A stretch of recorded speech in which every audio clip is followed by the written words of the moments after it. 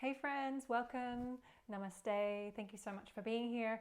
Today's video is going to be sharing with you the top 5 and possibly a bonus 6th books that I really recommend any yoga teacher immerses in, particularly at the beginning of that career and that path. But of course, these books will be enriching for all, but really honing in here for yoga teachers specifically.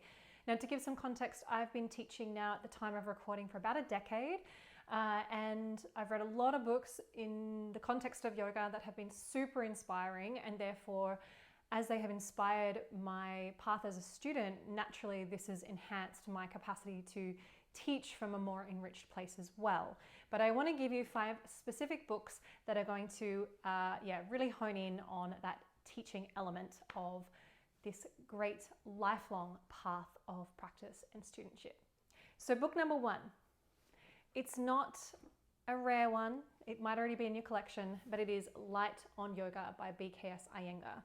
This is what I really dove into on my very first teacher training. It's pretty rich. It has pretty much every asana out there, and it really helped me learn my Sanskrit, which I think is a really important aspect of being a yoga teacher, having that integrity and honoring very much the roots of the yoga system, but really just laid some foundation from the standpoint of asana specifically. So learning the asana just in terms of the name, but it also is quite therapeutic in its application. So it gives key instructions on how to do postures, how to feel in poses, and some great little asana courses as well. So some short courses where you can start to weave the postures together, and that could be really useful for you in terms of sequencing as well.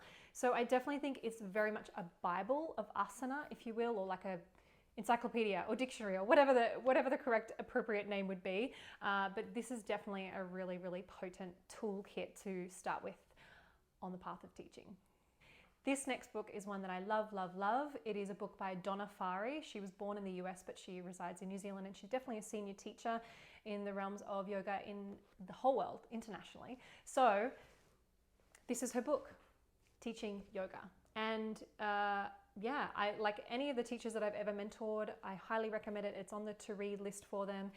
It's not intimidating at all. It's really accessible, and it gives us just a lot of framework for what to expect when we're moving into teaching and working with students and other humans. So human dynamics and really, I guess, moving into that business aspect of the path. So this is a real integral book to be reading. So my little book as well has a CD in it. I don't know if that still exists anymore, but it's safety, boundaries, all that really essential stuff that you need to know, particularly when you're first starting out. And definitely whether or not you're owning your own studio or not, you want to be reading that one. Okay, book number 3. This is a gem. I read this one in 2019. It's been around for a little while, but I guess you could say it's a newer book. And this is by Eddie Stern. He's a fantastic teacher based in the United States who has the most exceptional asana practice. So his asana practice is very much an Ashtanga practice, so Pattabhi Jois's Ashtanga practice. But he is a wealth of knowledge with respect to Sanskrit and puja and philosophy and sadhana, and just an amazing man. And this is his book that he wrote, One Simple Thing. And I find it hard to kind of hone in on my message about this book, which is so funny because the title is One Simple Thing, but I mean that in the best of ways, because there is so much philosophy in here, but I would even say like understanding and appreciating the anatomy of what's happening in terms of pranayama and asana. It really hones in on the breath and the nervous system, the vagus nerve. It's just like so many different aspects of the practice, really that body and mind and breath unison. So it's such a complete book. It's really rich, but I found it so easy and quick to get through. There's so much highlighted stuff in here, even just great things to be sharing with your students, things that you could quote in your practices, but really help you refine how you articulate things when you're teaching other students as well. So it's great to intellectually understand something, but to be an effective teacher, you need to be able to communicate things in a really effective way that's not intimidating, of course, or confusing or too deep, but we also don't want to dilute things. And so we're really helping to give a language to students that may not have the richness of knowledge of a lot of Sanskrit texts and whatnot. So I find that this book is just so beautiful, so easy to assimilate. I would recommend it to your students as well, for those people that are really, really wanting to go deeper on their path. Our next book is going to be one that if you've already done a yoga teacher training, it was probably recommended to you. You probably have a copy or a translation of it, and that is the Bhagavad Gita. And I must admit to you, I read this on my first teacher training, and it didn't really enrich me. It didn't hit home. This was not the copy that I read. This copy here is beautiful. It's highly recommended. It's by Eknath Easwaran, and he's a beautiful Indian writer, and he's translated a lot of books. The thing that's missing, I think, in this book is it doesn't have the direct Sanskrit, but it's got some incredible extended explanations, if you will. But I've underlined so much in here. Now, this is the secret. This is the secret. If you have tried to read the Bhagavad Gita or it just hasn't pulled you in yet, when you read the Gita, yes, it's a story and it's like reading a fiction book. But the secret is that the characters are all you. The characters are all you. So they're all different aspects of the self, the lower self, the higher self. It's all you.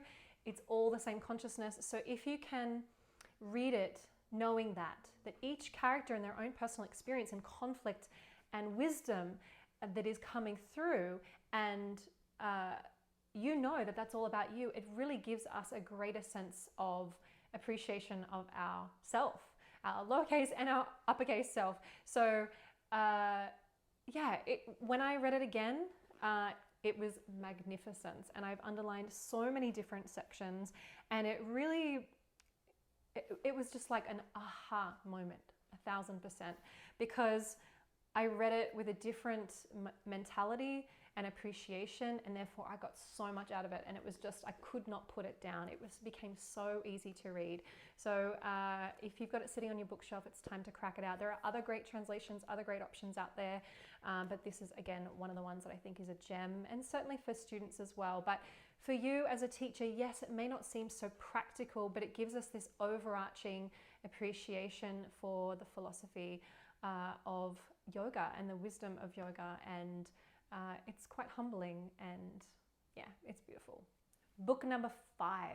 Alrighty, so this is where we start to hone in on the very imperative relationship between yoga and Ayurveda. So we have Yoga for Your Type by Dr. David Frawley, and you know, it's been around for a long time, and it's a black and white book, and it takes you through all the different asanas and their energetic effects in terms of the doshas.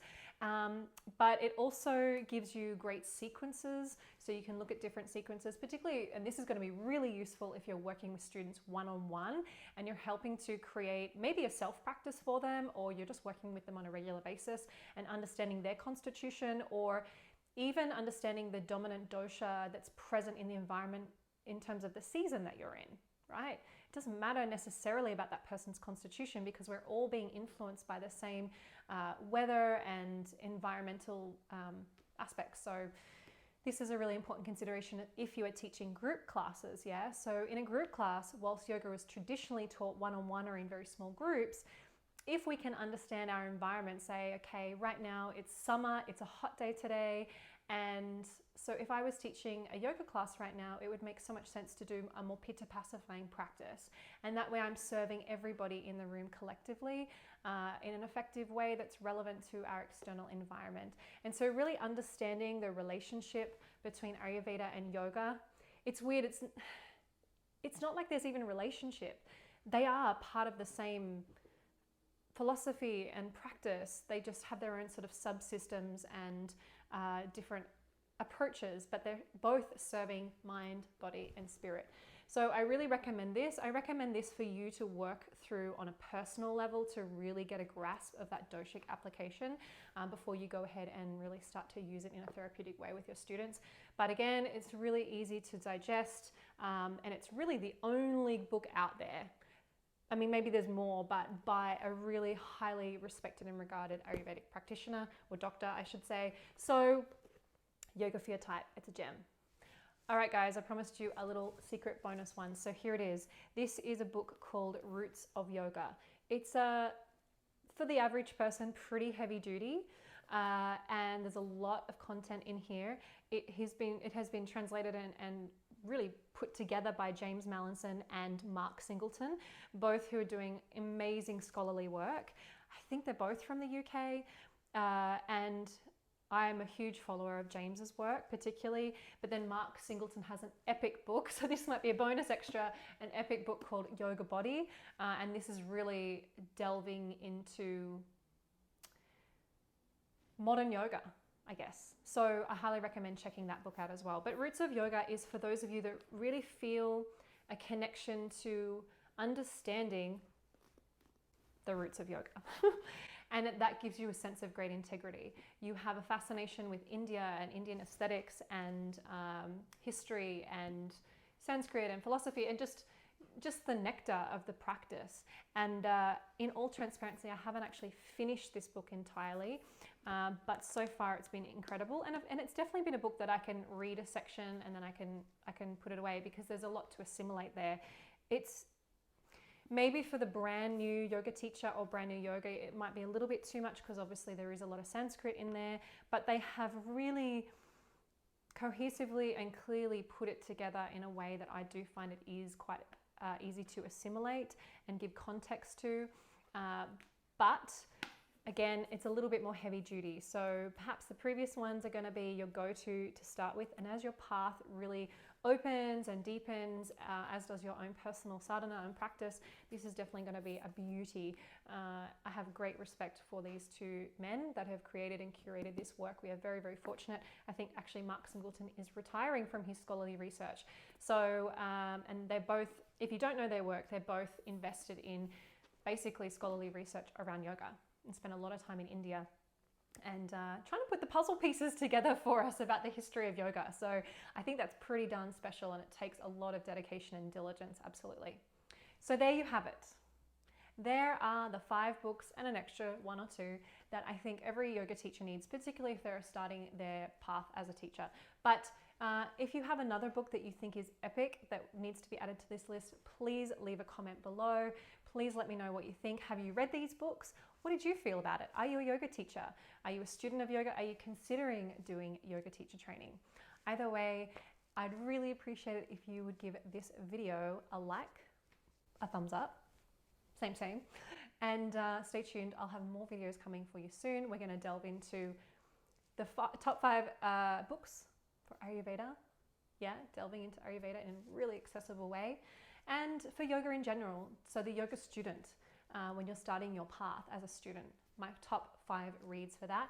And I'm going to give you some reads as well for really simple living. So simplicity, minimalism, however you want to see that, because I really feel that that hones in on living and experiencing yoga in day-to-day life.